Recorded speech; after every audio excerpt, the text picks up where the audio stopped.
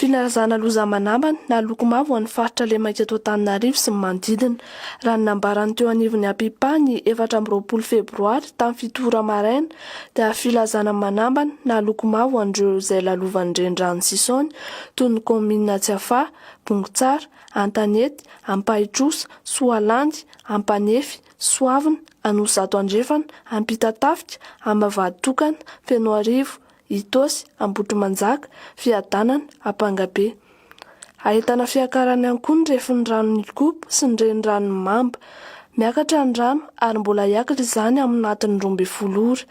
4 metatra ny filazana loza amin'ny tatao ho an'ny Ampitatafika raha toa ka 3 metatra izy ny 13 febroary ary 4 metatra ny filazana loza manambana eo Ampievomanga raha 15 faingoroa izy ny 13 febroary.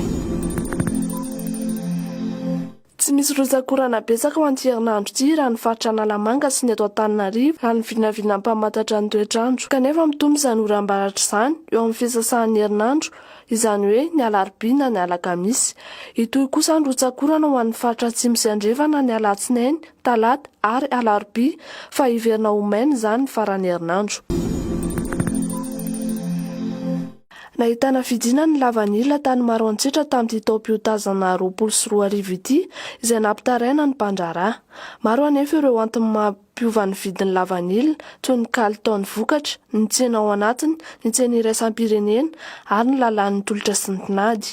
Nitondra vahaolana amin'izany ny minisitry ny indostria, ny varotra sy ny asa tanana nandritra ny fidinana efotony tamin'ny Maroantsetra.